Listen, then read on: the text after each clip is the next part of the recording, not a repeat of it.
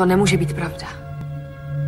Jestli to čtu správně, klesla za poslední 2 roky porodnost ve světě o 90%. Cože? Aspoň je to napsáno v ešenských záznamech. To bychom přece věděli. Jde o oblasti, kam šla vakcína proti stárnutí. Tady něco je. Titulek je o nějaké pandemii, o nějaké... To slovo neznám, asi horečce. Za předpokladu, že těmi příchozími v tom článku jsou Eshenové, tak poskytli Voliánům asi nějakou vakcínu. Ti jim za to byli nesmírně vděční. Což je důkazem, že Eshenové jsou čestní. Ale dokazuje to také, že město opustili brzo po navázání kontaktu s Esheny. Města se opouštějí, když civilizace končí. Snad se přestěhovali jinam v Eshenské konfederaci. To se mi taky nezdá. Kýl říkal, že jinde nebyl. Tohle je opuštěné dlouho. Ano, ale dost dlouho na to, aby Kýl ani netušil, že tady kdy bylo?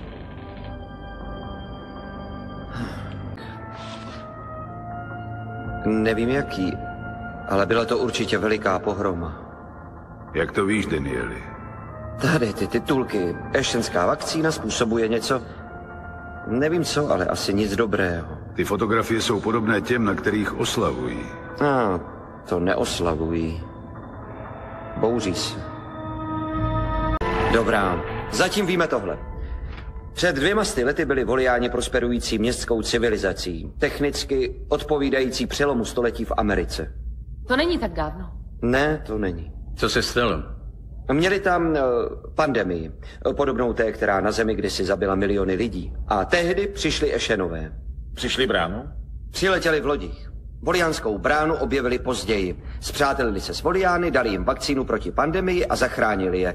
Eshenové byli pro Voliány hrdiny a jejich přátelství trvalo léta. Ale pak se něco stalo. Co? To nevím. Nenašli jsme stopy boje. Něco jsem objevil. Tady.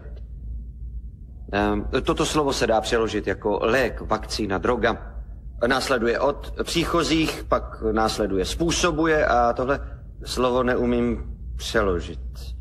Tohle je poslední vydání novin, které jsme našli, což naznačuje, že přestali vycházet nebo byly zrušeny další den.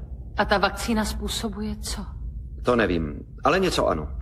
Protože v rozmezí 200 let se z milionů Voliánů stala agrární společnost s pár tisíci lidmi. A to potom, co je zachránili Eshenové.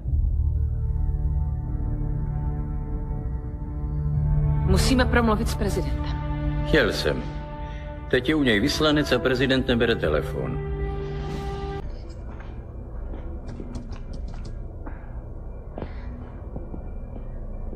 Naši představitelé by vás rádi pozvali na Zem potvrdit smlouvu.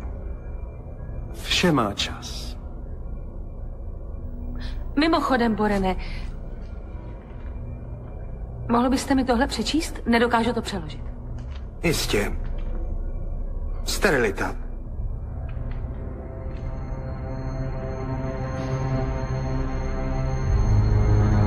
Znali jsme váš plán a tohle je důkaz.